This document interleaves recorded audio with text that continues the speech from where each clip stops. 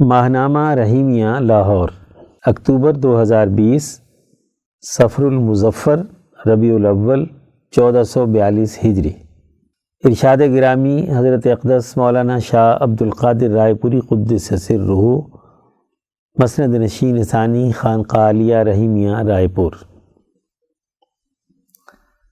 حضرت رائے پوری سے سوال کیا گیا کہ حضرت، شیطان اور اس کے ساتھ نفس بھی انسان کو خراب کرتا ہے اور یوں انسان پر ظلم کرتا ہے۔ جب انسان مظلوم ہوا تو کیا وہ مظلوم معذور ہوگا یا نہیں؟ فرمایا مظلوم تو ہے مگر معذور یعنی بے بس نہیں۔ سوال کیا کہ پھر ہمیں کیا کرنا چاہیے؟ فرمایا کہ شیطان کی فکر کو چھوڑو، اس کے لیے تو اللہ کی پناہ مانگنا کافی ہے۔ ہاں، نفس کے کہنے پر نہ چلو اور نفس کے مکر و فریب کا خیال رکھو۔ دریافت کیا کہ نفس کا کہنا نہ ماننا تو مشکل ہوتا ہے۔ فرمایا کامیابی کے لیے جد و جہد کا عمل تو کرنا ہی پڑتا ہے۔ اجر و ثواب اور اعلیٰ مرتبہ سب اعلیٰ مقصد کے لیے جد و جہد کا ہی تو ہے۔ ارشاد خداوندی ہے، جنہوں نے ہماری راہ میں جد و جہد کی، ہم انہیں ضرور کامیابی کی اپنی راہیں سجھا دیں گے۔ القرآن۔ لہٰذا جب آدمی نفسانی چالوں کے خلاف جد و جہد کرے تو اللہ کامیابی کا راستہ یقیناً کھولتا ہے۔ سیکشن درس قرآن، عنوان عقل و شعور کا تقاضا کتاب الہی پر عمل۔ تفسیر شیخ التفسیر مفتی عبد الخالق آزاد رائے پوری۔ اعوذ باللہ من الشیطان الرجیم، بسم اللہ الرحمن الرحیم۔ اتأمرون الناس بالبر وتنسون انفسکم وانتم تتلون الکتاب افلا تعقلون؟ کیا حکم کرتے ہو لوگوں کو نیک کام کا اور بھولتے ہو اپنے آپ کو، اور تم تو پڑھتے ہو کتاب، پھر کیوں نہیں سوچتے؟ بنی اسرائیل کی خرابیوں کا سلسلہ بیان جاری ہے۔ ان کی چند بنیادی خرابیوں کے بیان کے بعد علماء یہود کی ایک اہم خرابی اس آیت مبارکہ میں بیان کی جا رہی ہے۔ یہاں ان کے علماء سے سوال کیا جا رہا ہے کہ خود عمل کیے بغیر دوسروں کو نیکیوں کی دعوت دینا، خود عمل نہ کرنا اور اپنے آپ کو بھلا دینا کیا خلاف عقل و دین نہیں ہے؟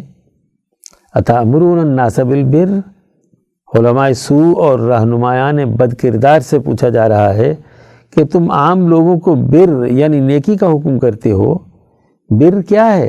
اس کی جامع حقیقت بیان کرتے ہوئے حضرت الامام شاہ ولی اللہ دہلوی تحریر فرماتے ہیں، بر کی حقیقت میں الف، ہر وہ عمل داخل ہے جو انسان ملائے اعلیٰ کی فرما برداری اختیار کرتے ہوئے کرتا ہے اور اللہ کے احکامات اور حق تبارک و تعالیٰ کی مراد کو پورا کرنے کے لیے خود فنا ہو جاتا ہے۔ با، ہر وہ عمل جس پر دنیا یا آخرت میں اچھا بدلہ دیا جائے۔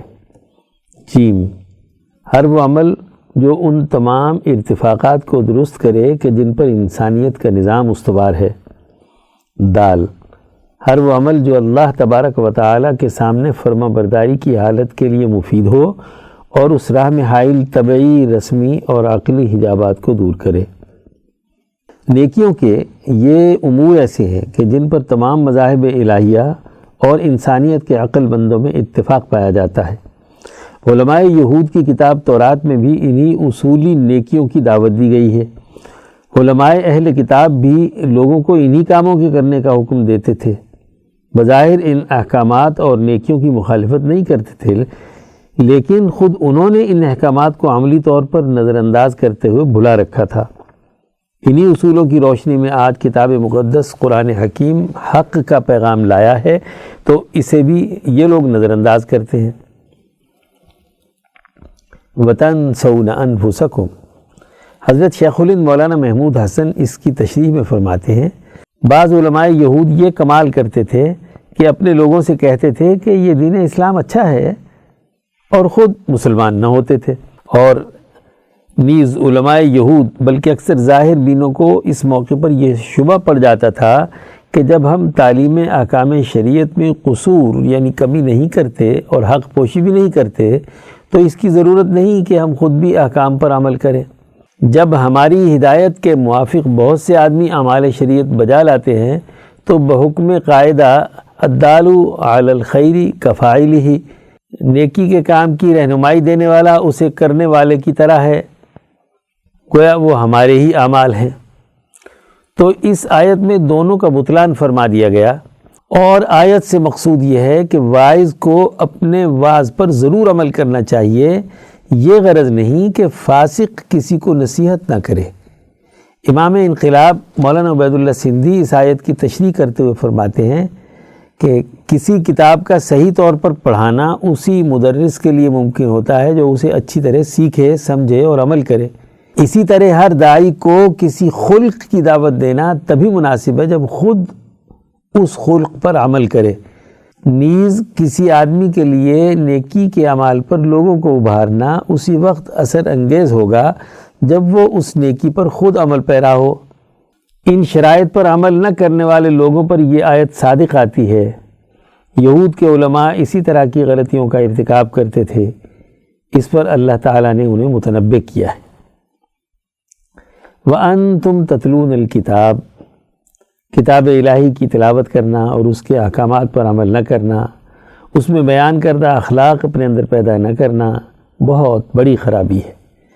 کتب الہیہ میں موجود احکامات لوگوں کو صرف اس غرض سے سنائے جائیں کہ اس کے ذریعے سے اپنا مذہبی بھرم رکھا جائے اور انہیں ڈرا دھمکا کر مفادات اٹھائے جائیں، لوگوں کے سامنے ایسی بیروح تلاوت کی جائے جس کا کوئی اثر خود تلاوت کرنے والے کے حلق سے نیچے نہ اترا ہو، جیسا کہ نبی اکرم صلی اللہ علیہ وسلم نے فرمایا کہ یخرج ناس من قبل المشرق ویقرؤون القرآن لا یجاوز تراقیہم، کچھ لوگ مشرق کی جانب سے نکلیں گے اور قرآن پڑھیں گے لیکن وہ ان کے حلق سے نیچے نہیں اترے گا۔ صحیح بخاری حدیث نمبر 7562۔ قوموں پر جب زوال آتا ہے تو اپنی کتاب الہی کے حوالے سے اسی طرح کے پست رویوں کے حامل بن جاتی ہے۔ وہ لوگوں کو اپنے دین کی دعوت دیتے ہیں اور خود داعیین اس پیغام الہی کے مطابق اپنا معاشرہ تشکیل نہیں دیتے، انسانی ترقی کے اعلیٰ اخلاق چھوڑ دیتے ہیں، ارتفاقات کا نظام فاسد اور فرسودہ بنا دیتے ہیں، دین پر عمل پیرا رہنے والے اچھے انسان تیار کرنے میں رکاوٹ بن جاتے ہیں۔ وہ اپنے طبعی، رسمی اور عقلی حجابات کی وجہ سے اللہ کی طرف رجوع اور انسانیت کی خدمت کے اعلیٰ نظام فکر و عمل کو قائم نہیں کرتے، بلکہ اس کے راستے میں سد سکندری بن کر کھڑے ہو جاتے ہیں۔ افلا تعقلون، قرآن حکیم نے زوال پذیر قوموں کے علماء اور رہنماؤں سے مذکورہ بالا سوال کرنے کے بعد ان کی عقل و شعور کو جھنجھوڑا ہے۔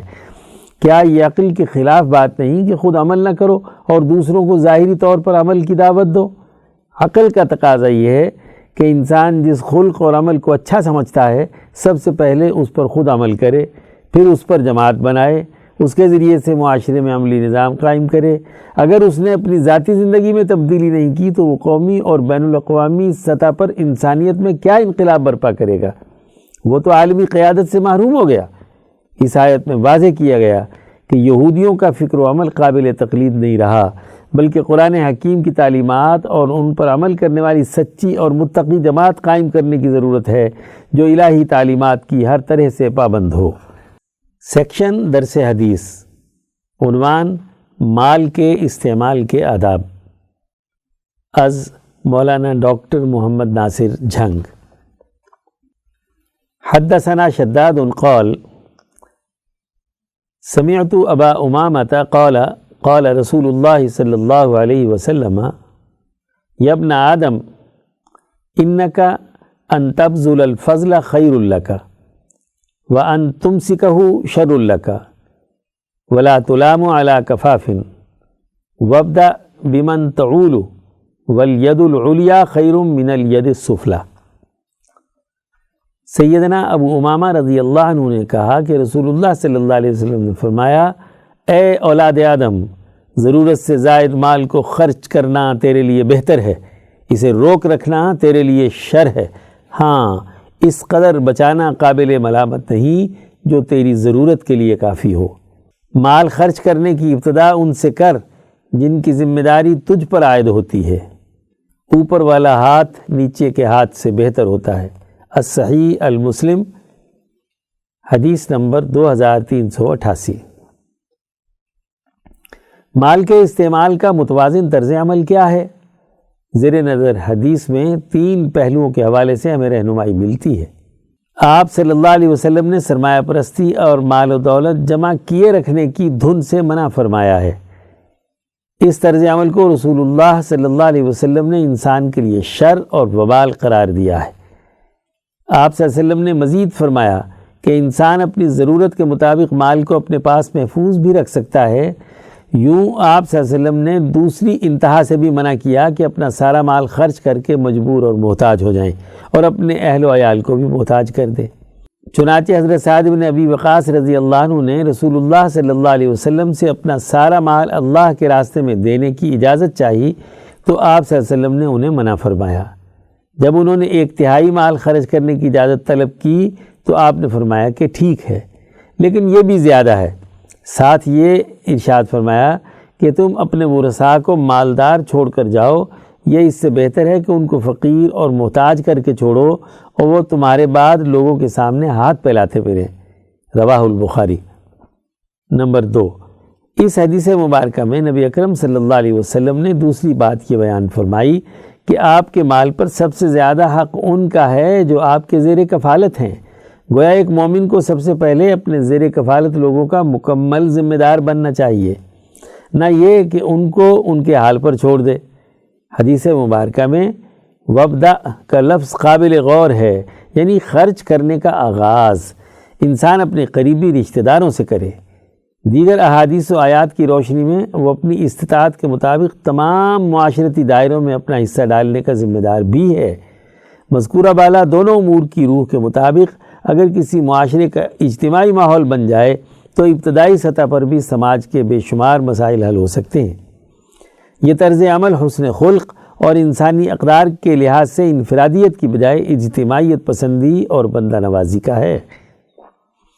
جس معاشرے میں مذکورہ متوازن رویہ ختم ہو جائے، دولت کو سمیٹنا اور سرمایہ پرستی کا مرض عام ہو جائے تو ایسا معاشرہ جہنم کدہ بن جاتا ہے جس سے دین میں ممانعت ہے۔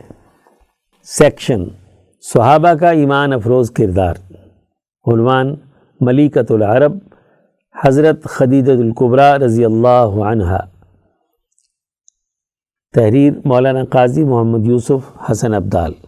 حضرت محمد مصطفیٰ صلی اللہ علیہ وسلم کی سب سے پہلی زوجہ مطہرہ اور سب سے پہلی مسلمان خاتون ام المؤمنین حضرت خدیجہ الکبریٰ رضی اللہ عنہا عام الفیل سے 15 سال پہلے 555 عیسوی میں مکہ میں پیدا ہوئی۔ قصی پر حضور اور ان کا نسب مل جاتا ہے۔ حضرت خدیجہ رضی اللہ عنہا کے والد خویلد ایک کامیاب تاجر تھے۔ وہ حسن معاملہ اور دیانتداری کی وجہ سے مکہ میں نامور، قابل قدر اور ہر دل عزیز شخص تھے۔ حضرت خدیجہ نے اپنے والد کی وفات کے بعد کاروبار تجارت سنبھالا۔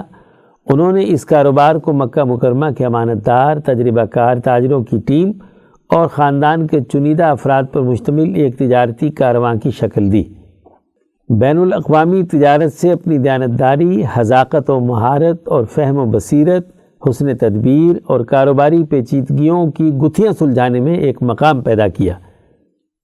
آپ رضی اللہ عنہا مکہ اور اس کے ارد گرد معاشرے کے احوال پر بھی گہری نگاہ رکھتی تھی۔ حضور اقدس صلی اللہ علیہ وسلم حضرت خدیجہ رضی اللہ عنہا کا مال لے کر بصرہ شام کی تجارتی منڈی گئے اور واپسی پر دوگنا نفع کما کر لائے۔ ان کاروباری معاملات میں صدق و صفائی، امانت داری اور عقل مندی کی منصوبہ بندی نے حضور اکرم صلی اللہ علیہ وسلم کا حضرت خدیجہ رضی اللہ عنہا کے سامنے اعتماد تسلیم کروایا۔ اس قافلے کے ہر فرد نے آپ صلی اللہ علیہ وسلم کی صلاحیتوں کی گواہی دی۔ خاص طور پر حضرت خدیجہ رضی اللہ عنہا کے غلام میسرہ نے آپ کی زندگی کے ہر گوشے کے حوالے سے چشمدید گواہی دی، جس سے متاثر ہو کر سیدہ نے حضور صلی اللہ علیہ وسلم کو اپنے نکاح کے لیے پیغام بھجوایا۔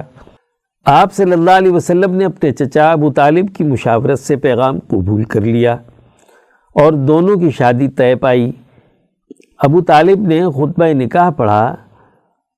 اس وقت حضور صلی اللہ علیہ وسلم کی عمر 25 سال اور آپ کی عمر 40 سال تھی۔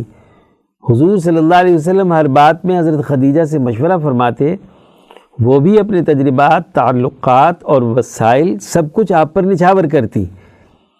حضرت خدیجہ رضی اللہ عنہا 24 سال سے زائد عرصے تک آپ صلی اللہ علیہ وسلم کے ساتھ رہیں۔ شادی کے بعد اپنا سارا مال آپ کو ہدیہ کر دیا۔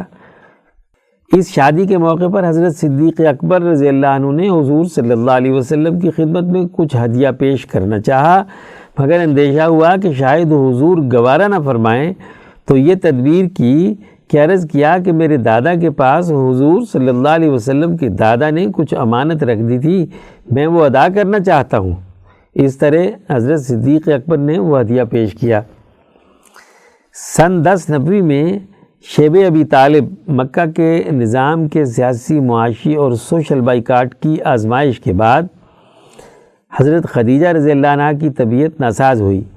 آپ صلی اللہ علیہ وسلم نے علاج، معالجے اور تسکین و تشفی میں کوئی دقیقہ فروگزاشت نہ کیا، مگر موت سے مفر نہیں۔ 10 رمضان المبارک 10 نبوی کو آخری لمحات میں حضرت خدیجہ کی نگاہیں رسول اقدس صلی اللہ علیہ وسلم کے چہرہ انور پہ جمی ہوئی تھیں کہ ان کی پاکیزہ روح جسد عنصری سے پرواز کر گئی۔ مکہ کے قبرستان مقام حجون میں حضرت خدیجہ کی قبر تیار ہوئی تو آپ صلی اللہ علیہ وسلم بنفس نفیس اس میں اترے اور آپ کے جسد اطہر کو قبر میں اتارا۔ سیکشن شذرات۔ عنوان: سندھ دھرتی کا عظیم شہر کراچی نشانے پر کیوں؟ تحریر: محمد عباس شاد، لاہور۔ سندھ کی عظیم دھرتی پر موجود کراچی شہر کی تاریخ سندھ کی تاریخ کی طرح ہزاروں سالوں پر محیط ہے۔ مچھیروں کی ایک چھوٹی سی بستی آج دنیا کا بین الاقوامی شہر بن چکا ہے۔ اس حقیقت سے نئی نسل کے بہت کم لوگ آگاہ ہیں کہ سندھ پر انگریزوں کے قبضے سے قبل یہ دھرتی بر عظیم پاک و ہند کی بڑی زرخیز دھرتی تھی۔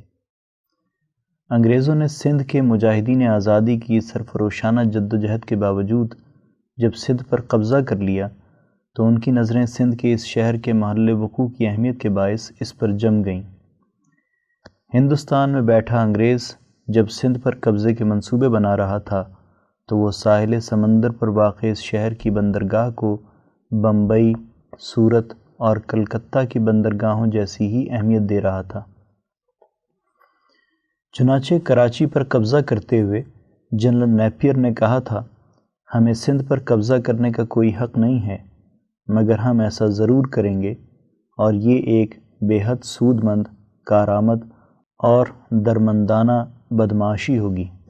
اسی طرح ایک اور انگریز افسر نے کہا تھا کہ ہمیں سندھ میں مستقبل کے لیے ہر کام کرنا چاہیے تاکہ ایک اور مصر کی بنیاد رکھی جا سکے۔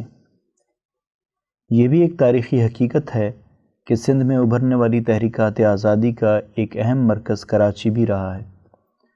چنانچہ 1857 کی جنگ آزادی میں رام دین پانڈے اور اس کے ساتھیوں کو اسی پاداش میں پھانسی دے کر مشہور زمانہ ایمپریس مارکیٹ کی جگہ ان کو ایک گڑھے میں دفنایا گیا، جو بعد ازاں آزادی کے متوالوں کے لیے ایک عقیدت کے مرکز کی حیثیت اختیار کرنے لگا، تو اس جگہ اس مارکیٹ کی عمارت کھڑی کر کے لوگوں کی نظروں سے آزادی کے ان نشانات کو اوجھل کر دیا گیا۔ کراچی آئے دن گوناگوں مسائل کا شکار رہتا ہے۔ سندھ کی عظیم دھرتی کا یہ شہر کبھی روشنیوں کا شہر کہلاتا تھا۔ وہ ہماری معیشت میں ریڑھ کی ہڈی کی حیثیت رکھتا ہے۔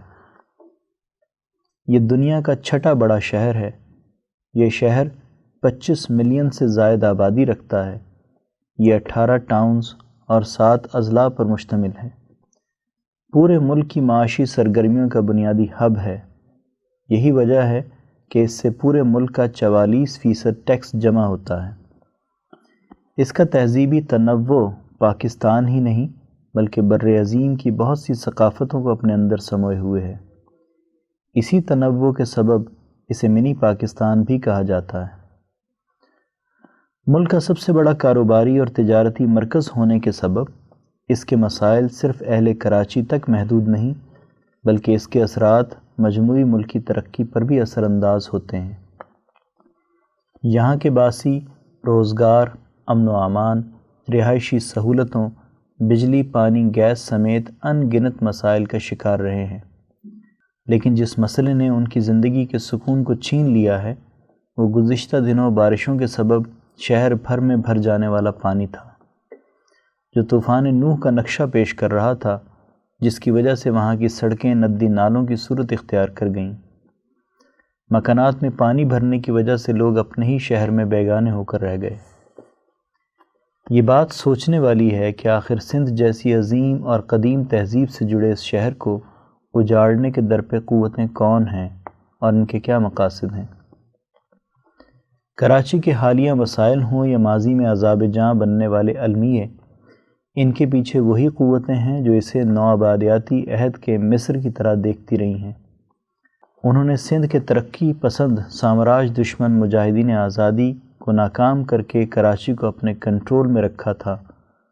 وہ یہاں سے پاکستان کے تمام صوبوں کو کنٹرول کرنا اور خطے کے دیگر اہم ممالک کے مقابلے میں اپنی اسٹریٹجک پوزیشن کو مضبوط کرنا چاہتے تھے، تاکہ مستقبل کی تجارت اور جنگوں کی حکمت عملی ان کے ہاتھ میں رہے۔ اسی لیے انہوں نے اس شہر کی جغرافیائی اہمیت کا اندازہ کرتے ہوئے یہاں ترقیات کا آغاز کیا تھا۔ مزید برآں اس شہر کو قیام پاکستان کے بعد دارالحکومت بنایا گیا اور ہندوستان سے نقل مکانی کر کے آنے والے طبقوں کو بھی تحفظات کا شکار بنا کر مستقبل کے منظرنامے کے لیے تیار کیا گیا۔ تقسیم کے بعد شاید ہی پاکستان کے کسی شہر کی ایسی مثال ملتی ہو جو ایک دفعہ یک خالی ہو گیا ہو اور پھر لبالب بھر جائے۔ پاکستان بننے کے بعد مسلط کی گئی بیوروکریسی کی تربیت انگریز نے کی تھی، اسی لیے انہوں نے پاکستان کے مستقبل کے نقشوں میں سارا رنگ اپنے منصوبوں کے تحت بھرا۔ اس نئے بننے والے نظام میں نہ صرف یہاں سندھ کے مقامی قومی سوچ رکھنے والے طبقوں کو نظر انداز کر کے اپنے منصوبوں کو روبہ عمل لایا گیا، بلکہ پاکستان کے دوسرے حصوں میں بھی یہ کھیل کھیلا گیا۔ پھر اس شہر کی صوبہ سندھ کے ساتھ ہم آہنگی ختم کرنے اور ان کے ساتھ تضادات پیدا کرنے کے لیے بین الاقوامی قوتوں کی آشرباد سے مقامی اسٹیبلشمنٹ آئے روز یہاں نت نئی قوتوں کی سرپرستی کرتی رہی ہے۔ پہل یہاں سندھی تہذیب کی شناخت، رواداری اور انسان دوستی کے الرغم نام نہاد ایک اسلامی جماعت کو مقبولیت دلائی گئی،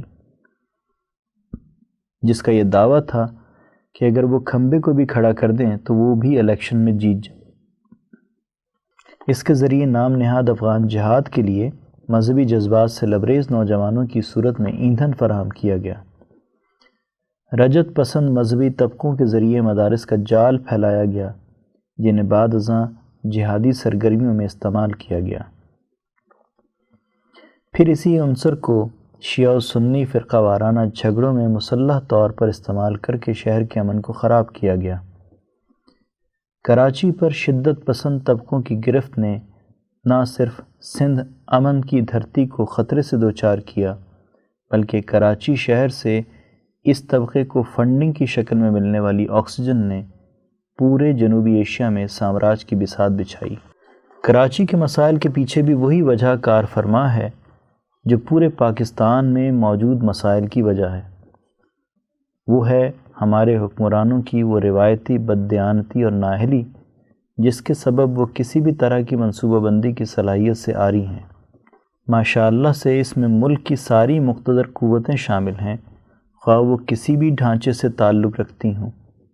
ہمارے ملکی نظام کی مشترکہ اساسی خرابی یہی نااہلی اور بددیانتی ہے، جس میں یہ ایک دوسرے کے لیے نہلے پہ دہلا ثابت ہوتے ہیں۔ قومی وجود پر جونکوں کی طرح چمٹا ہوا یہ طبقہ نہ صرف اپنی گرہ سے قوم پر کچھ خرچ کرنے کے انسانی جذبے سے محروم ہے، بلکہ ترقی یافتہ ملکوں کی طرف سے معصوم بچوں اور بیماروں کے لیے چیریٹی کے نام پر آنے والے فنڈز کو شیر مادر سمجھ کر ہڑپ کرنے میں بھی لمبے ہاتھ مارتا ہے۔ ان نااہل اور بددیانت حکمران طبقوں کے سبب ہم گزشتہ 7 دہائیوں سے ترقی کی کسی شاہراہ کا انتخاب نہیں کر سکے۔ ہم سے بعد میں آزاد ہونے والے ممالک دنیا کے نقشے پر ترقی یافتہ ملکوں کے طور پر ابھر رہے ہیں، لیکن ہم ایک زرعی ملک ہونے کے باوجود ابھی تک آٹے اور چینی کے بحرانوں سے ہی نکل نہیں پائے۔ اب ضرورت اس امر کی ہے کہ ہم خطے میں نوآبادیاتی دور کی بچھائی گئی بساط کو سمجھ کر مستقل اور پائیدار بنیادوں پر اپنے مسائل کو مقامی اور قومی ترجیحات کی بنیاد پر حل کرنے کا شعور حاصل کریں، تاکہ ہم خطے کو حقیقی آزادی اور ایک خود مختار قومی نظام سے ہمکنار کر سکیں۔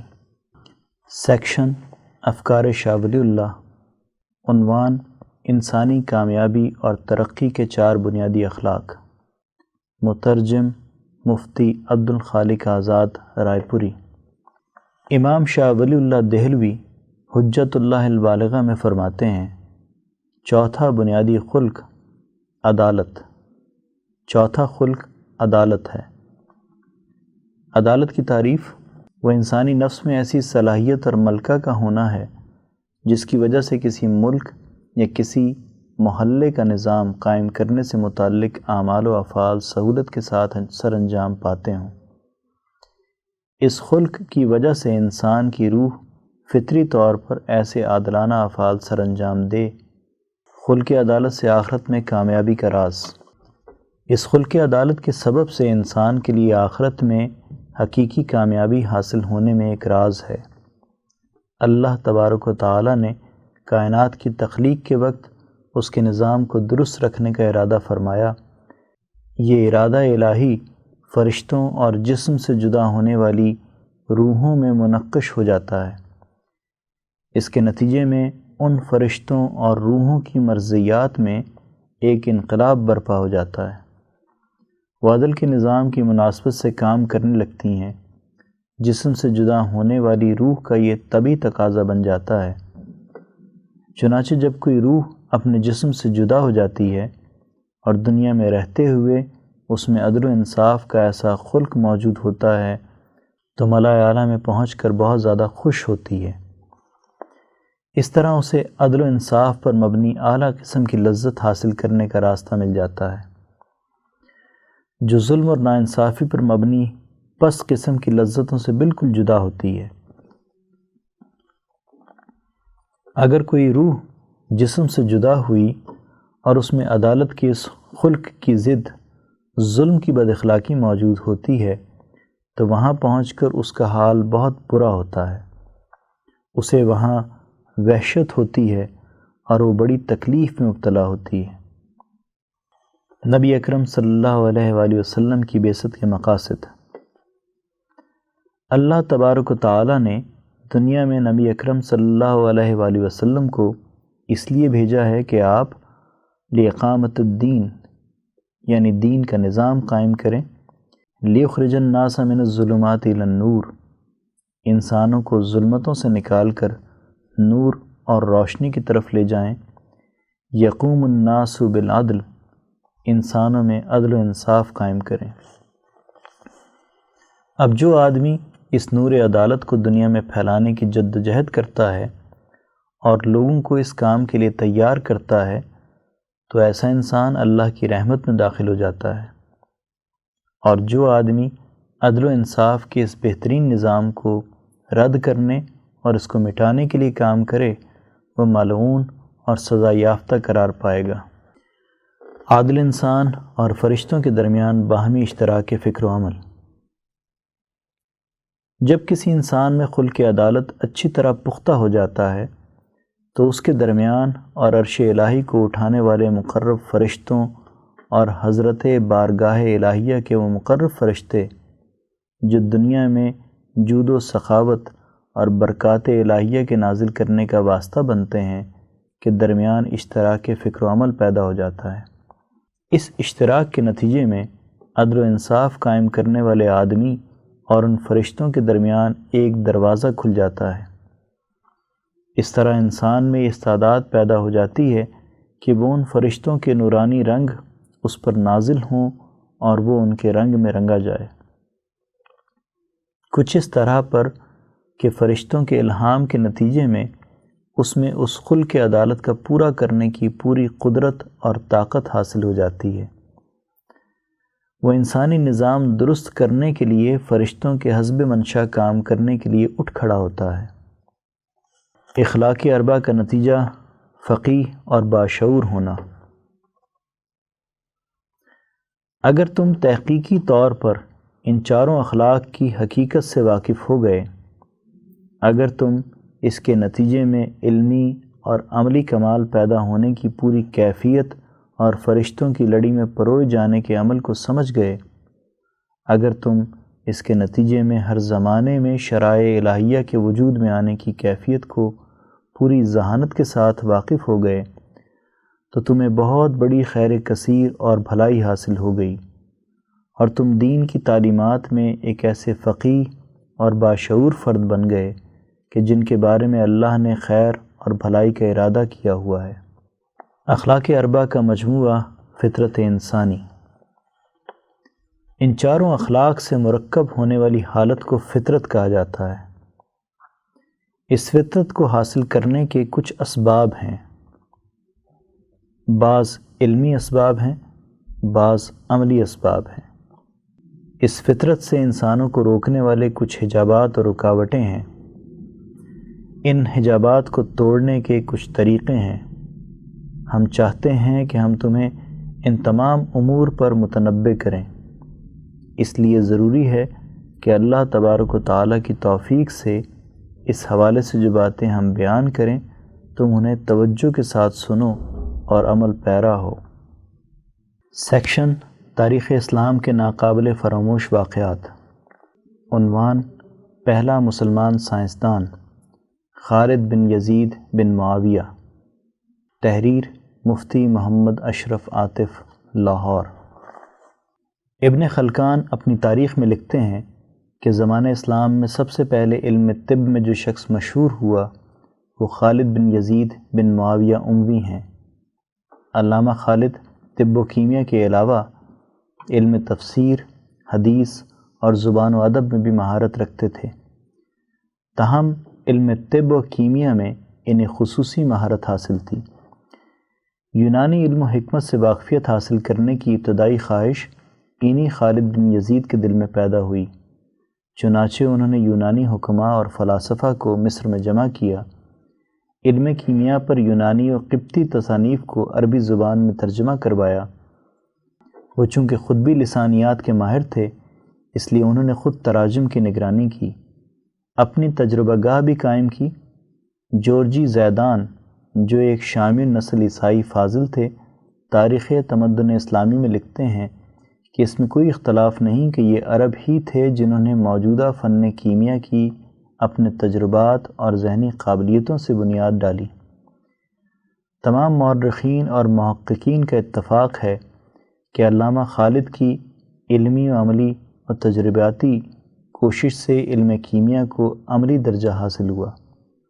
کتاب الاغانی کے شیعہ مصنف لکھتے ہیں کہ خالد بن یزید بن معاویہ سخاوت و فصاحت میں قریش کے بڑے لوگوں میں سے تھے۔ علم کیمیا میں انہوں نے اپنے آپ کو اس قدر مصروف کر رکھا تھا کہ ساری عمر اسی میں صرف کر ڈالی اور اپنے آپ کو اس میں فنا کر دیا۔ خالد بن یزید نے نہ صرف علم طب و کیمیا کو سبقاً رومی اساتذہ سے حاصل کیا، بلکہ اس موضوع پر انہوں نے متعدد کتابیں بھی لکھیں۔ بعض اہل تحقیق کی رائے یہ ہے کہ جابر بن حیان خالد بن یزید ہی کا شاگرد تھا، لیکن بعض اہل علم کی رائے یہ ہے کہ امام جعفر صادق نے یہ علم خالد بن یزید سے حاصل کیا اور جابر بن حیان اس فن میں امام جعفر صادق کے شاگرد ہیں۔ علامہ خالد نے اپنی لیبارٹری میں بعض ایسی ایجادات کیں جن سے عربوں کے فن حرب میں رومیوں پر برتری حاصل ہوئی۔ رومی فوجیں لڑائی میں کریک فائر استعمال کرتی تھیں۔ یہ ایک کیمیائی مرکب تھا جس کی ایک پچکاری چلانے سے آگ لگ جاتی تھی۔ جس چیز پر یہ مرکب پڑتا اس میں آگ لگ جاتی۔ علامہ خالد کی لیبارٹری میں اس کا فارمولہ تیار کر لیا گیا۔ اس کیمیکل مرکب کی دریافت سے مسلمان آلات حرب میں اور زیادہ مؤثر ہو گئے۔ آج ہمیں اپنے ان روشن دماغ، ذہین و فطین سائنسدان سے آگاہی نہیں،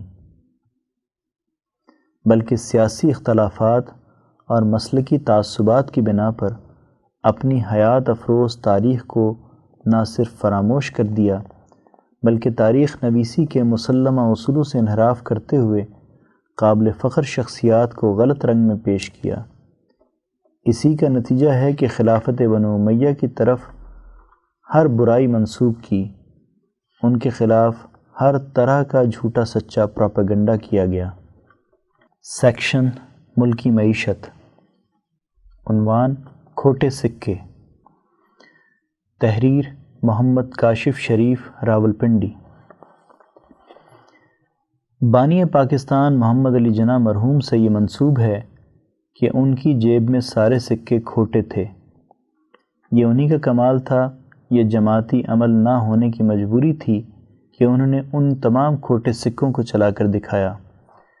لیکن ہوا یوں کہ پاکستان میں کھوٹے سکے چلنے کا سلسلہ کچھ یوں شروع ہوا کہ تھمنے کا نام ہی نہیں لیتا۔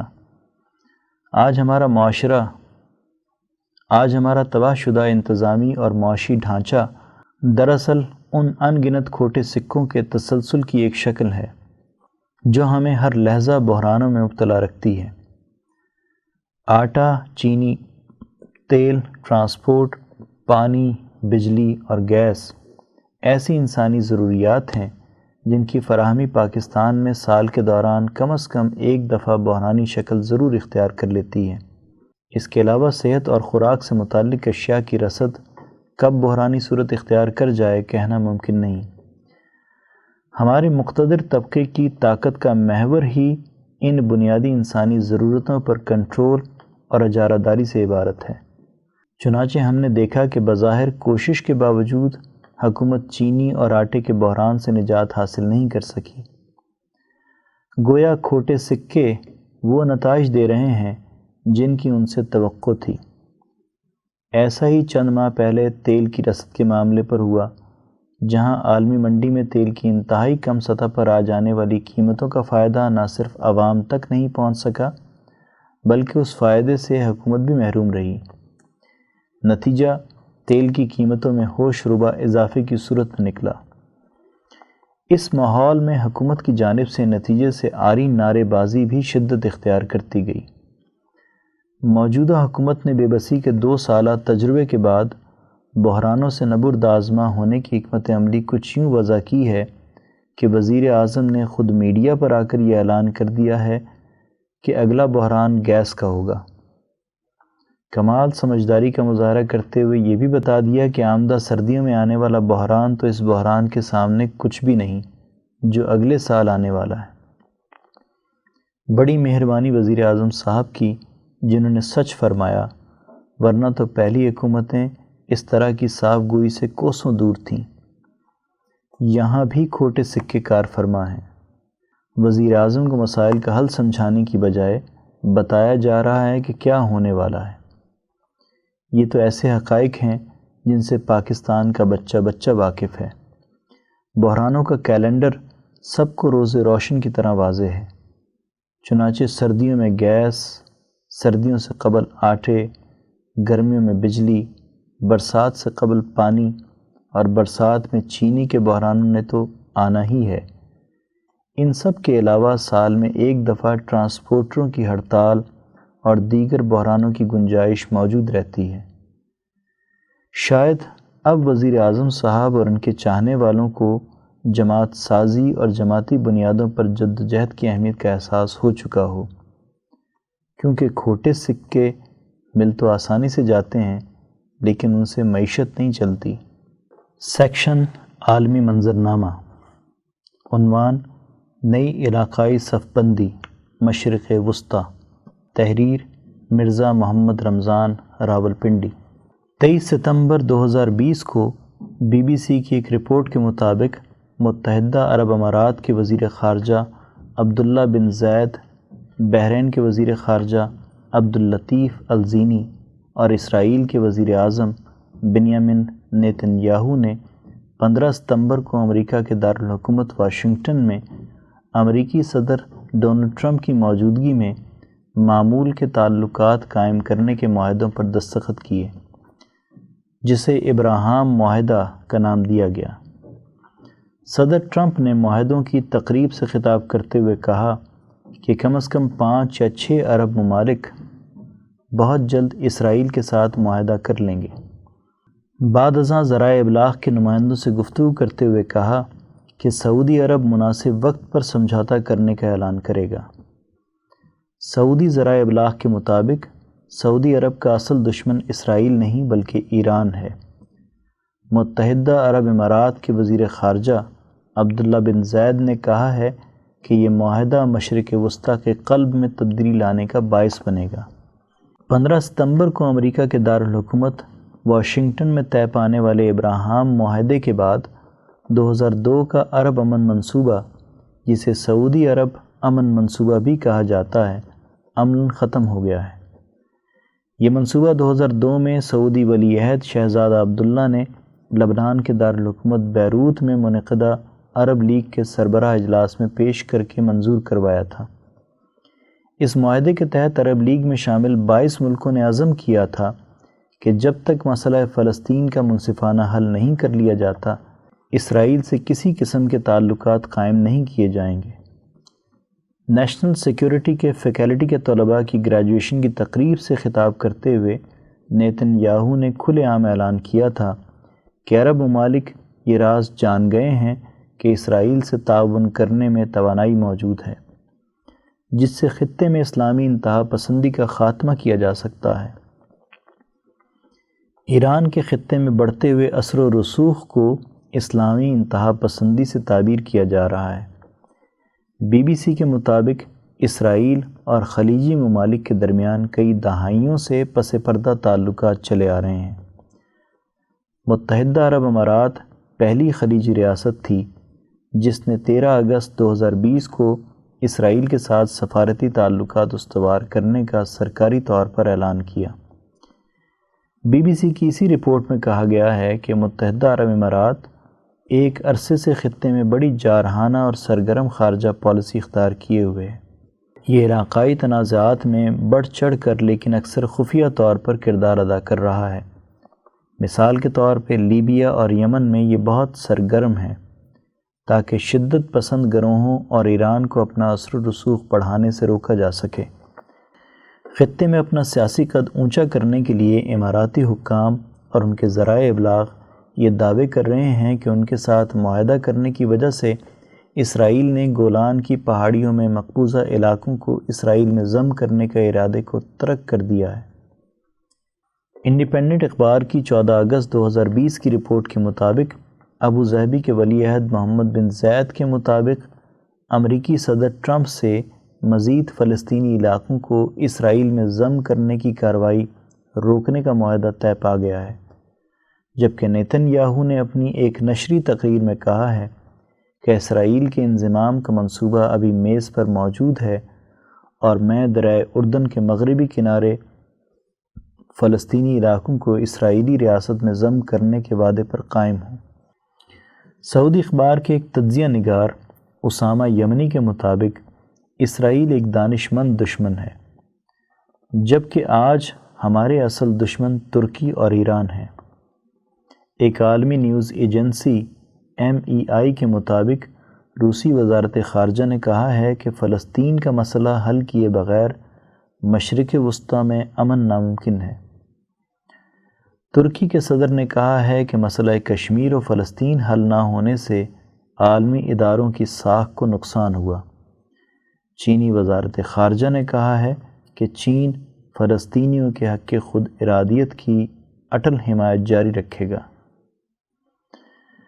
وہ بادشاہ جو آج امریکی آشیرواد سے ریت کے گھروندوں پر بادشاہتیں سجائے ہوئے ہیں، غلامی کی بدترین مثال بنے ہوئے ہیں۔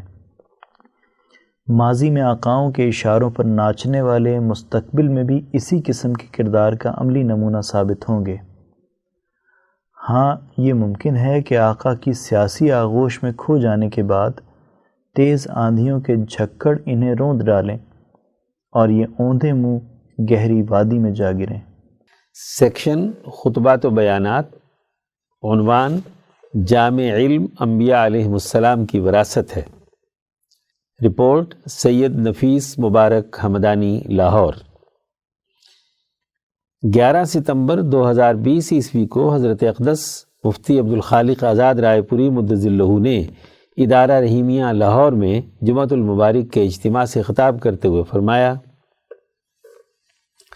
معزز دوستو، انسانی معاشرے تبھی ترقی کرتے ہیں جب وہاں ہر شعبے کے اہل علم موجود ہوں۔ جب تک کسی معاشرے میں اعلیٰ تعلیم یافتہ اور شعور رکھنے والے موجود نہ ہوں، وہ معاشرہ ترقی نہیں کر سکتا۔ جہالت کی بنیاد پر معاشرے کبھی کامیاب نہیں ہوتے۔ جہالت انسانیت کے لیے انتہائی نقصان دہ ہے۔ اسی لیے انبیاء علیہ السلام دنیا میں علوم کے فروغ کے لیے آتے ہیں۔ نبوت کا لفظی معنی ہی باخبر کرنا اور اطلاع دینا ہے۔ نبی وہ فرد ہے جو اللہ کی طرف سے اس بات پر مامور ہوتا ہے کہ وہ سچ اور حق، صحیح اور درست علم انسانیت کو منتقل کرے۔ اللہ تبارک و تعالیٰ کے علم کی خبر دے کہ اللہ کو انسانیت سے کیا مطلوب ہے۔ اسی علم کی اساس پر دنیا قائم ہے۔ حضرت آدم علیہ السلام کے علم سے لے کر امام الانبیاء حضرت محمد مصطفیٰ صلی اللہ علیہ وسلم کے علوم نبوت تک تمام انسانی معاشرے انہی انبیاء علیہ السلام کی تعلیمات پر استوار ہوئے ہیں۔ ہر دور میں ان کے علوم سے انسانیت نے استفادہ کیا ہے۔ انبیاء علیہ السلام کے وارثین علماء ربانیین ہوتے ہیں جو انبیاء علیہ السلام کے علوم انسانیت تک منتقل کرتے ہیں۔ ہم انسانی معاشرے میں انسانی اعمال کا جائزہ لیں تو ہر عمل کے پیچھے علم و شعور کار فرما ہوتا ہے۔ علم اعلیٰ ہوگا تو عمل بھی اچھا ہوگا۔ اگر علم موجود نہیں ہوگا تو جس پستی کی سطح پر علم کی حالت ہوگی، عمل بھی ویسا ہی ہوگا۔ اس لیے دین اسلام نے اس بات پر بہت زور دیا ہے کہ معاشرے میں اعلیٰ علم کے حامل اہل علم اور علماء ہوں۔ ہر شعبے کے ماہرین موجود ہوں جو انسانی سماج کی تشکیل میں بنیادی کردار ادا کریں۔ اللہ تعالیٰ کی طرف سے آنے والا علم اعلیٰ اور جامع ہوتا ہے۔ اس میں انسانی سماج سے متعلق علوم یعنی ارتفاقات اور معاشی سہولتوں کا علم بھی ہوتا ہے، اور اللہ سے جوڑنے اور روح کی طاقت اور قوت پیدا کرنے کے علوم یعنی اقترابات، تقرب بارگاہ الہی کا علم بھی ہوتا ہے۔ دین اسلام میں انسانیت کو دو خانوں میں نہیں بانٹا گیا کہ ایک علم کو دنیاوی کہا جائے اور دوسرے علم کو دینی یا اخروی کہا جائے۔ یہ تو زوال کے زمانے کی بات اور فکری پستی کا شاخسانہ ہے۔ جہالت کے زمانے اور غلامی کے اثرات ہیں۔ دنیاوی اور دینی علوم کا فرق انسان کے اعمال کے پیچھے کار فرما نیت کی وجہ سے ہوتا ہے۔ نبی اکرم صلی اللہ علیہ وسلم نے فرمایا کہ اعمال کا دار و مدار نیتوں پر ہے۔ نیت تکبر اور غرور کی ہے تو اس علم کا استعمال اور اس کی بنیاد پر حکمرانی انتہائی بری اور دنیا داری کی ہوگی۔ اگر حکومت کا مقصد امن و امان قائم کرنا، انسانی حقوق پورے کرنا ہو تو یہ دینداری ہے۔ اس لیے اہل علم وہ ہیں جو علم کو انسانیت کے لیے استعمال کریں۔ ایسے اہل علم کی اساس پر سوسائٹی ترقی کرتی ہے۔ علماء سو کا کردار۔ حضرت آزاد رائے پوری مدظ اللہ نے مزید فرمایا: علم انسانیت کے فائدے کا کب ہوتا ہے؟ اس کو سمجھنے کے لیے علم کی نفسیات کو سمجھنے کی ضرورت ہے۔ جب انسان کے پاس علم آتا ہے تو وہ ایک خاص قسم کی تعلی اور تکبر پیدا کرتا ہے۔ جاہل کے مقابلے میں ایک عالم اپنے علم کے غرور میں مبتلا ہوتا ہے۔ جیسے جیسے وہ علم پڑھتا جاتا ہے ویسے ویسے اس کی گردن اکڑنا شروع ہو جاتی ہے۔ وہ دوسرے انسانوں کو حقیر سمجھتا ہے جو علم نہیں رکھتے۔ پھر وہ یہ سمجھتا ہے کہ یہ لوگ جو علم نہیں رکھتے ان کو اپنے علم کی بنیاد پر جیسے چاہو بے وقوف بنا لو، لوٹ لو، مفادات حاصل کر لو۔ اس طرح کا علم اور مہارت انسان کے اندر انسان دشمنی کا وصف پیدا کرتا ہے۔ اس سے باز رہنے کا طریقہ اور قانون و ضابطہ قرآن حکیم نے بتا دیا کہ صحیح علماء اور اہل علم وہ ہیں جن کے دلوں میں اللہ کی خشیت اور ڈر ہے۔ اللہ کا ڈر اور خشیت ان کے علم کو انسانیت کے لیے مفید بناتی ہے۔ جو علم نہیں رکھتے یا علم رکھتے ہیں اور ان میں اللہ کی خشیت نہیں ہوتی وہ علم فروش ہوتے ہیں۔ جیسے جہالت کی مذمت کی گئی ہے ایسے ہی ان اہل علم کی بھی مذمت کی گئی ہے جو علم رکھنے کے باوجود اس پر عمل نہیں کرتے۔ نبی اکرم صلی اللہ علیہ وسلم نے دنیا دار علماء سو کے بارے میں فرمایا کہ جب قوموں میں زوال آتا ہے تو ان کے علماء آسمان کے نیچے زمین پر دنیا کی سب سے بدترین مخلوق ہوتے ہیں۔ شعب الایمان للبیہقی، حدیث نمبر 1763۔ کیونکہ جاہل کو تو ایک درجے میں اس کی بے علمی سے کیے ہوئے عمل کو نظر انداز کیا جا سکتا ہے کہ اس نے اپنی جہالت کے سبب کوئی جرم یا کوئی غلطی کی، لیکن ایک عالم جو جانتے بوجھتے ہوئے اپنے علم پر عمل نہیں کرتا، تو نبی اکرم صلی اللہ علیہ وسلم نے فرمایا کہ دنیا میں کرۂ ارض پر اس سے بدتر کوئی اور مخلوق نہیں۔ وہ عالم اس جاہل سے زیادہ بدتر ہے جو اپنے علم پر عمل نہیں کرتا۔ ایک دین کا عالم جس نے قرآن و حدیث پڑھا، اسے پتہ چل گیا کہ کیا چیز حلال ہے اور کیا چیز حرام ہے، اور اس حلال و حرام کے باوجود وہ قرآن کے علم کو بیچتا ہے، فروخت کرتا ہے، اپنی دینی وجاہت کو سرمایہ پرستی کے لیے استعمال کرتا ہے، خواہ وہ کسی فرقے کا ہو، کسی مذہب کا ہو، کسی دین سے تعلق رکھتا ہو، وہ دین فروشی کا سب سے بدترین کام کرتا ہے۔ یاد رکھیے، دنیا کے کسی شعبے سے متعلق علم کا ایک عالم، کوئی انجینئر، پروفیسر، ڈاکٹر، کوئی سیاستدان بھی اگر ناجائز طور پر اپنا علم فروخت کرتا ہے، اپنے علم کا غلط استعمال کرتا ہے، اپنے شعبے سے متعلق منفی کردار ادا کرتا ہے، تو اس کا دائرہ اس دنیا تک محدود ہے۔ لیکن جس نے دین فروشی کی، اس نے نہ صرف دنیا کا نقصان کیا بلکہ آخرت کا نقصان بھی کیا، اس لیے وہ زیادہ بدتر فتنہ پرور اور زیادہ انسان دشمن ہے۔ اس نے دنیا بھی بیچی، دین بھی بیچا، آخرت بھی بیچی، دنیا میں انسانیت کی فلاح و بہبود بھی بیچی، اس کے لیے بڑی سخت وعیدیں بیان کی گئی ہیں۔ علم کے منافقین۔ حضرت عداد رائے پوری مدظ اللہ نے مزید فرمایا، حضرت عمر فرماتے ہیں کہ مجھے اس امت پر اس انسان سے ڈر ہے جو صاحب علم ہو اور منافق، المنافق العلیم ہو، جو علم رکھتا ہے اور منافق ہے۔ ایک جاہل منافق ہو سکتا ہے جہالت کی وجہ سے اس کی زبان اور عمل میں فرق ہو، لیکن جس کے پاس علم بھی ہو اس کے باوجود منافقت کرے، وہ المنافق العلیم ہے۔ ایسا مسلمان جو کلمہ پڑھے، اللہ اور اللہ کے رسول پر ایمان لائے لیکن ایمان کے مطابق عمل نہ کرے، اس کے بارے میں اللہ پاک نے 3 باتیں فرمائی ہیں، وہ یا منافق ہے یا فاسق ہے یا فاجر ہے۔ عقیدے کا منافق وہ ہے جو ظاہری طور پر ایمان لائے لیکن اس کے دل میں کفر کی محبت ہو۔ فاسق وہ ہے جس نے کلمہ تو زبان سے پڑھا اور پہلی مرتبہ دل سے تصدیق بھی کی ہے، لیکن اس ایمان لانے کے نتیجے میں اللہ نے جو اعمال کرنے کا حکم دیا ہے وہ اعمال نہ کرے، اس کے عمل اور ایمان میں مطابقت نہ ہو۔ فاجر وہ ہے کہ جو ایمان بھی لائے، بظاہر نیک عمل بھی کرے، لیکن عمل جس روح کے مطابق ہونا چاہیے اس کے مطابق نہ کرے، اس عمل سے جو نتیجہ مطلوب و مقصود ہے وہ پیدا نہیں کرتا، حیلہ کر کے جان بچانا چاہتا ہے، جو تربیت حاصل ہونی چاہیے تھی وہ اس کے اندر نہیں آئی۔ ایسے ہی منافق اہل علم کی بھی 3 قسمیں ہیں، ایک وہ جو علم نہ رکھنے کے باوجود اپنے آپ کو عالم کہے، منافقت کی شکل یہ ہے کہ عالم تو نہیں ہے، حقیقت میں اسے مہارت حاصل نہیں ہے، کام کرنا آتا نہیں ہے، محض رسمی طور پر کسی یونیورسٹی سے ڈگری لیے ہوئے ہو۔ دوسرا وہ ہے جو اپنے علم پر مہارت رکھتا ہے، بات درست سمجھتا ہے لیکن اس کے مطابق عمل نہیں کرتا، وہ اپنی مہارت کے علی الرغم دولت کمانے کے لیے مفاد پرستی کے لیے عمل کرتا ہے، ذاتی، گروہی اور طبقاتی مفاد کو سامنے رکھتا ہے۔ تیسرا وہ ہے جو ظاہری طور پر اپنے علم پر عمل کرتا ہے لیکن ساتھ قانون شکنی بھی کرتا ہے۔ مثلا ایک ڈاکٹر بظاہر دوائی صحیح لکھ کر دیتا ہے لیکن دوائی میں ہو کچھ نہ، صرف لیبل ہو اور اس کے اندر وہ سالٹ ہی نہ ہو جس سے مریض صحت یاب ہو، وہ دوا جعلی ہے، مریض پر اثر نہیں کرتی۔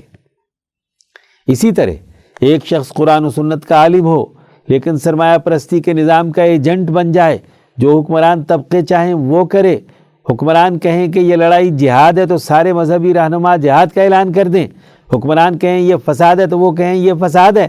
حکومت فرقہ واریت پیدا کرنے کا کہے تو فرقہ واریت پھیلا دیں، اور فرقہ واریت ختم کرنے کا کہا جائے تو سب ملی یکجہتی کونسل بنا کر سامنے آ جائیں۔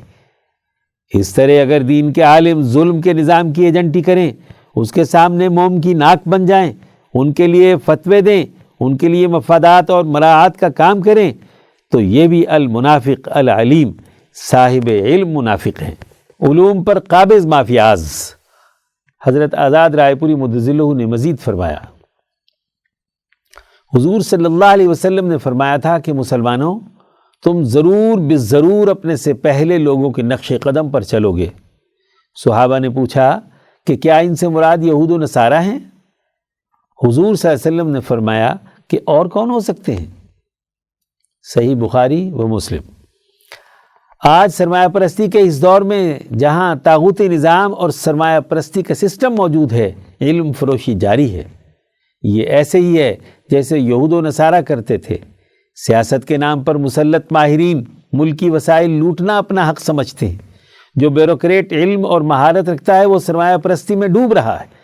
آج کے اخبار میں آپ نے خبر پڑھی ہوگی کہ ایکسائز کے دفتر کے ملازم کے گھر سے 33 کروڑ روپے کیش ملا۔ کیا مہارت ہے اس ملازم کی؟ کیا دولت لوٹنے اور قوم پر ڈاکہ ڈالنے کی مہارت ہے؟ اتنی تو اس کی تنخواہ نہیں ہے جتنے اثاثے ہیں۔ کس کس کو اٹھاؤ گے؟ یہاں کا تاجر، سیاستدان، صنعت کار، جاگیردار، نام نہاد مذہبی رہنما، یہاں کے افراد میں جس کو جس درجے کا علم حاصل ہے وہ اتنا ہی علم فروش ہے۔ اس کے دل سے اللہ کا ڈر اور خوف نکل گیا ہے۔ آج کے وطن عزیز میں اہل علم پر مشتمل مافیاز کا تسلط ہے۔ مذہبی مافیاز، صحت کے مافیاز، انجینئروں کے مافیاز، سیاستدان اور بیوروکریسی کے مافیاز، ریاست کے لیے قانون کی حکمرانی کے ٹھیکیدار قانون دان اور رول آف لا قائم کرنے کے دعوے دار مافیاز پوری ریاست کو اپنے شکنجے میں کسے ہوئے ہیں۔ دنیا عذاب میں مبتلا ہے، اذیت کی حالت میں ہے، سرمایہ پرستی کا عفریت سوسائٹی پر مسلط ہے، ہر آدمی پریشان ہے، لیکن مذہبی رہنما خوش ہیں، ڈاکٹر خوش ہیں، انجینئر خوش ہیں، سیاستدان اور بیوروکریٹ خوش ہیں، پیروں کے مافیاز خوش ہیں جو نظر و نیاز وصول کر کے انسانوں کی جیبوں سے پیسے نکالتے ہیں۔ یہ تمام ایسے مافیاز ہیں جو علم کے نام پر علم فروشی کا کردار ادا کرتے ہیں۔ کیا یہ اس حدیث کے مصداق نہیں ہے جس میں حضور صلی اللہ علیہ وسلم نے فرمایا کہ سنو، لوگوں پر ایک زمانہ آئے گا کہ ان کی مسجدیں بھری ہوئی ہوں گے، لاکھوں کے مجمع ہوں گے، لیکن وہ ہدایت سے خالی ہوں گے۔ شعب الایمان للبیہقی حدیث نمبر 1763۔ بڑے بڑے علماء ہوں گے، بڑے اچھے واعظ کہیں گے، تقریریں بڑی اچھی بیان کریں گے، لیکن علم فروش ہوں گے، عمل درآمد نہیں کریں گے، جو کہیں گے وہ عمل نہیں کریں گے۔ کیا آج ہمارے سامنے بالکل وہی صورتحال اور نقشہ نہیں ہے؟ ایسے موقع پر توبہ کا حکم دیا گیا ہے۔ اے تمام لوگوں، واضح طور پر توبہ کرو، علم فروشی سے باز آ جاؤ، سرمایہ پرستی کے دائرے سے نکلو، اللہ کا ڈر پیدا کرو۔ یہ 22 کروڑ مخلوق تمہاری وجہ سے عذاب اور اذیت میں مبتلا ہے۔ یہاں کی انسانیت سسک رہی ہے، مظلوم ہے، حقوق سے محروم ہے۔ سچا انسان وہ ہے جو قرآن کے اس پیغام کو سنے، سمجھے، عمل کرے اور دوسروں تک پہنچائے، اپنی زندگی اور کردار کو درست بنائے، بلا تفریق رنگ، نسل، مذہب، کل انسانیت کی فلاح و بہبود کے لیے اپنے اپنے دائرے میں کردار ادا کرے۔ وہی دنیا میں کامیاب ہے، وہی آخرت میں کامیاب۔ سیکشن عظمت کے مینار، عنوان حضرت مولانا حبیب الرحمن رائے پوری، تحریر وسیم اعجاز، کراچی۔ تحریک خلافت، تحریک عدم تعاون اور حزب الانصار جیسی تحریکات میں سرگرم کردار ادا کرنے والوں میں ایک نام مولانا حبیب الرحمن رائے پوری کا بھی ہے۔ ان کی پیدائش 21 اپریل 1899 عیسوی کو موضع جنال ضلع سنگرور میں سردار بگا سنگھ کے ہاں ہوئی۔ پیدائشی نام بلوندر سنگھ تھا۔ ابتدائی تعلیم ضلع امبالہ کے ورنیکل مڈل سکول اور فرید کوٹ کے برجندرہ ہائی اسکول سے حاصل کی۔ مولانا نے 14 سال کی عمر میں اخبارات اور مذہبی کتابوں کا مطالعہ کرنا شروع کیا۔ تو دور کے سیاسی حالات سے آگاہی حاصل ہوئی۔ یہ وہ دور تھا جب عوام و خواص ہندوستان کی جدوجہد آزادی میں سرگرم تھے۔ انہی حالات میں مولانا حبیب الرحمن رائے پوری کے ذہن میں بھی حریت پسندی کا شوق بیدار ہونے لگا۔ فرید کوٹ میں قیام کے دوران ان کی ملاقات ایک نعت گو شاعر مولانا محمد علی روم سے ہوئی تو ان کی رہنمائی میں دین اسلام کی کتابوں کا مطالعہ شروع کیا۔ بلوندر سنگھ دین اسلام کی انسان دوست تعلیمات سے اس قدر متاثر ہوئے کہ 1915 میں صرف 16 سال کی عمر میں حضرت سید جعفر شاہ کے دست حق پرست پر اسلام قبول کر لیا۔ سید صاحب نے ان کا نام حبیب الرحمن رکھا۔ خاندان کی مخالفت کے خوف سے 4 سال تک اسلام کا اظہار نہیں کیا۔ 1919 میں جب اظہار اسلام کیا تو دل چاہا کہ حجاز شریف میں مستقل سکونت اختیار کر لی جائے، لیکن وطن عزیز کی غلامی انہیں تڑپا رہی تھی، اس لیے فیصلہ کیا کہ ہندوستان کی آزادی میں اپنا کردار ادا کیا جائے۔ یہ سیاسی گہما گہمی کا دور تھا۔ اسکول کی تعلیم کے دوران ہی مولانا کی ملاقات ایک صوفی منش سید ریحان مصطفیٰ شاہ سے ہوئی۔ شاہ صاحب کا سیاسی ذوق ہونے کی وجہ سے مولانا موصوف کو ان سے خوب استفادے کا موقع ملا۔ بر عظیم کی سرزمین پر انگریزوں کے جابرانہ قبضے کے خلاف مولانا کے اندر نفرت گو اوائل عمر ہی سے پیدا ہو گئی تھی، اب سیاسی سرگرمیوں میں بھی حصہ لینا شروع کر دیا۔ یہ وہ دور تھا جب لوگ چھوٹی بڑی جماعتوں کی صورت میں اپنا کردار ادا کر رہے تھے۔ مولانا بھی مانک پور میں جاری ایک خفیہ انقلابی سوسائٹی کے ساتھ جڑ گئے۔ 1920 میں تحریک خلافت کا آغاز ہوا تو اس میں سرگرم کردار ادا کرنے لگے۔ انگریزوں کے خلاف تحریک عدم تعاون میں بھی لوگوں سے رابطوں میں رہے اور انہیں جدوجہد کے لیے تیار کرنے لگے۔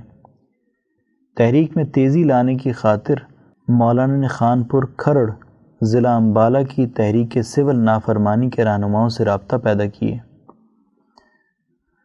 مولانا حبیب الرحمن مذکورہ تحریکات میں حصہ لینے کی پاداش میں 10 مارچ 1922 کو گرفتار کیے گئے اور امبالہ جیل میں قید میں رکھا گیا۔ اس قید کے دوران ان کی ملاقات احراری رہنماؤں چودھری افضل حق، خواجہ عبد الرحمن غازی اور شیخ حسام الدین وغیرہ سے ہوئی۔ جیل میں قیام کے دوران ہی قرآن حکیم کا ترجمہ، مثنوی، مولانا روم، فقہ اور تفسیر کی تعلیم بھی حاصل کی۔ قید کے دوران مولانا نے قیدیوں کے ساتھ کیے جانے والے بہیمانہ سلوک کے بارے میں ایک تفصیلی مضمون بھی لکھا جو لاہور کے ایک اخبار نے جیل نمبر میں شائع کیا۔ فروری 1923 میں مولانا کو جیل سے رہائی ملی۔ 1923 میں حضرت مولانا اللہ بخش بہاول نگری اور حضرت مولانا شاہ عبد القادر رائے پوری کے منی مرزا امبالہ میں قیام کے دوران مولانا کی ملاقات ان حضرات سے ہوئی تو ان کے گرویدہ ہو گئے۔ 1924 میں حضرت مولانا اللہ بخش بہاول نگری کے ہاتھ پر بیعت ہوئے۔ 1926 میں انہوں نے ایک سیاسی انقلابی دستور مرتب فرمایا جس میں ہندوستان کی مکمل آزادی کے حوالے سے منشور دیا گیا تھا۔ اس منشور کو مفتی اعظم مفتی کفایت اللہ دہلوی، شیخ الاسلام مولانا سید حسین احمد مدنی، مولانا احمد علی لاہوری، مولانا ظفر علی خان اور خواجہ حسن نظامی نے بہت پسند فرمایا اور اس کوشش کو سراہا۔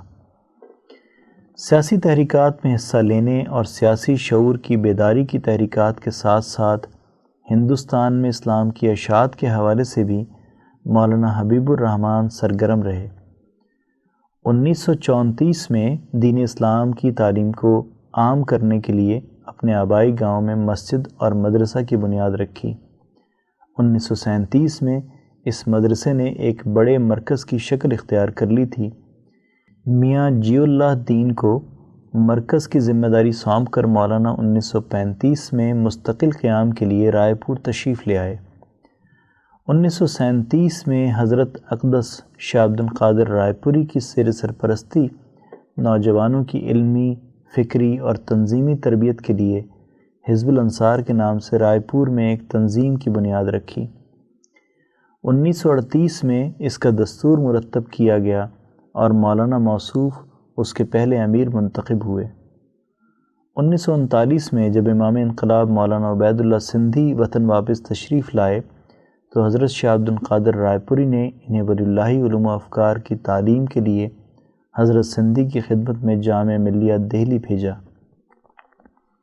1940 میں حضرت رائے پوری کے حکم سے فلسطینیوں پر ہونے والے مظالم سے متعلق ایک کتاب فلسطین الشہیدہ ملک بھر میں تقسیم کی اور حزب الانصار کے پلیٹ فارم پر بھی اس مسئلے کو خوب بیان فرمایا۔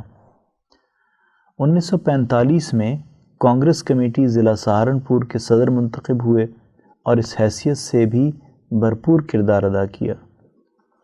1947 کے فسادات کے موقع پہ یو پی حکومت کی طرف سے اعزازی اسپیشل میجسٹریٹ مقرر ہوئے۔ اس منصب پر انہوں نے مسلمانان ہند کے تحفظ اور حقوق کی ادائیگی کے لیے جدوجہد فرمائی۔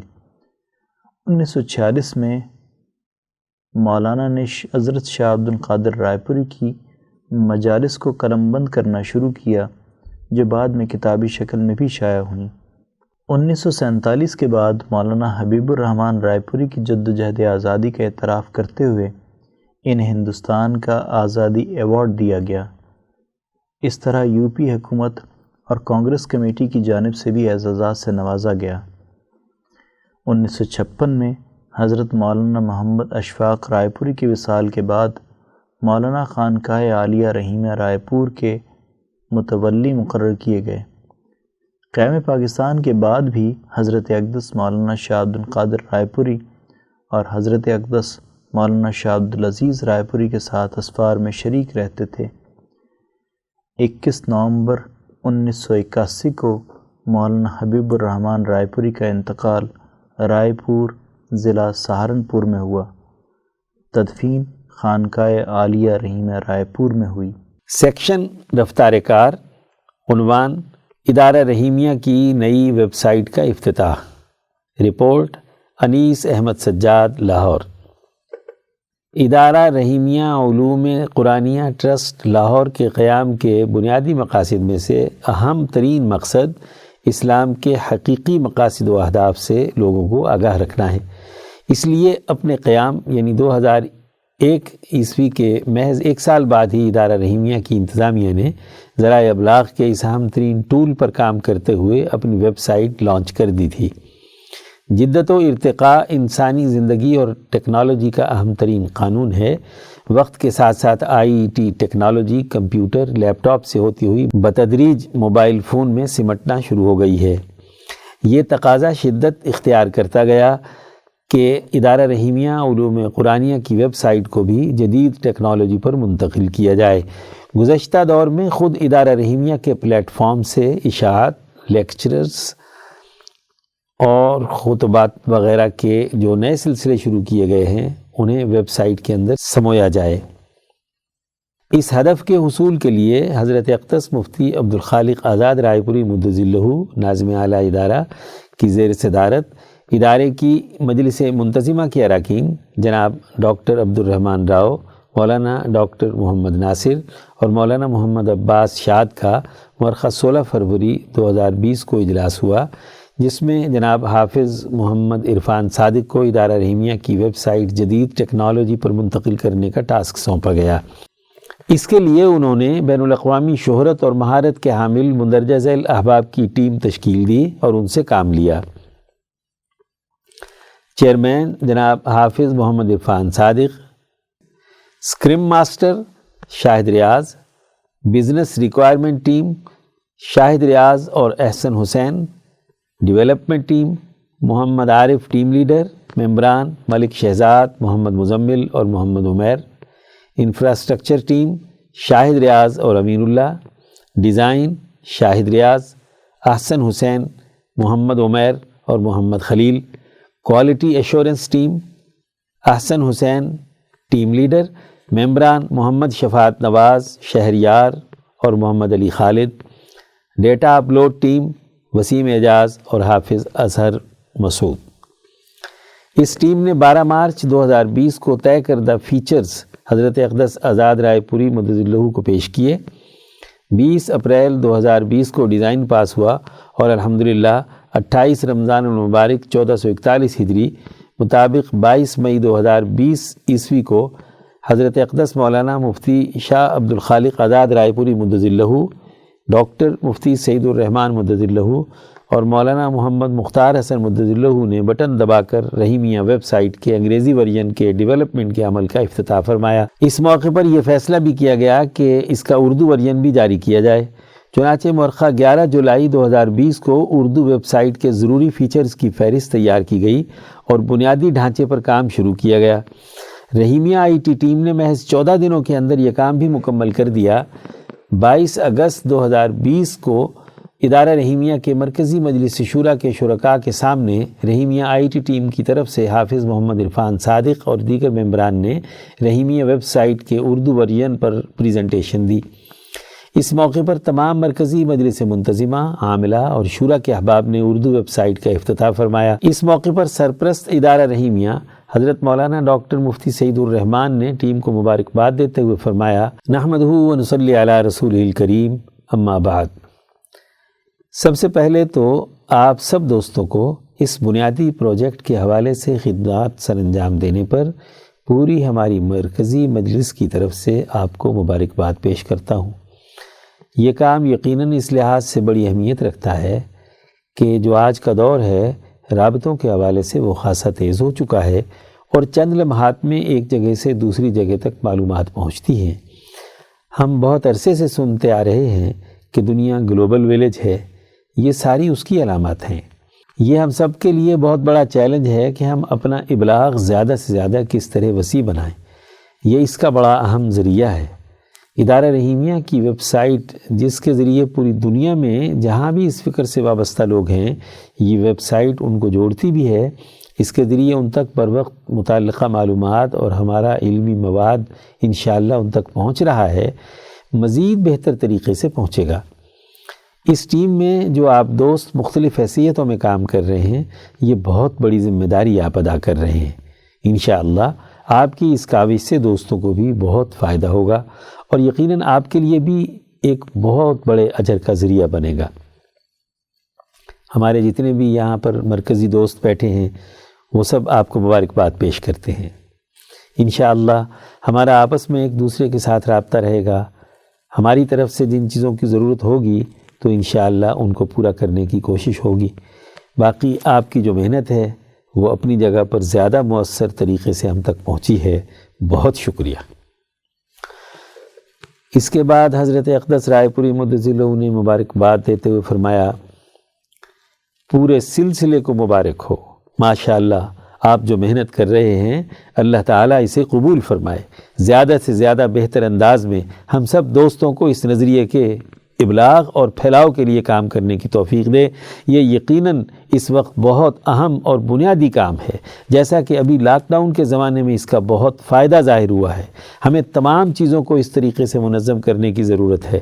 جیسے جیسے آپ زیادہ بہتر انداز میں کام کریں گے اس کا بہت دوستوں کو فائدہ ہوگا۔ اللہ تعالیٰ آپ تمام حضرات کو جزائے خیر دے اور آپ کی محنتوں کو قبول فرمائے، آمین۔ مؤرخہ 20 ستمبر 2020 سے الحمدللہ ادارہ رحیمیہ کی اردو و انگریزی زبانوں پر مشتمل ویب سائٹ زیر استعمال ہے۔ تمام قارئین سے گزارش ہے کہ وہ اس حوالے سے اپنا بھرپور فیڈ بیک دیں تاکہ اسے مزید بہتر بنایا جا سکے۔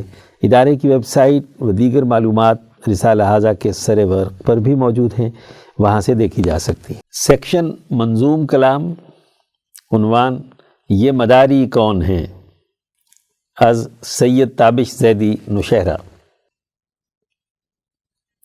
ہند کے ہندو کو مسلم سے لڑانے کے لیے، ہند کے ہندو کو مسلم سے لڑانے کے لیے، آدمی کو آدمیت سے گرانے کے لیے، آدم و حوا کو آپس میں لڑانے کے لیے، نفرتوں کے اس تماشے کے لکھاری کون ہیں، میڈیا پہ شور کرتے یہ مداری کون ہیں۔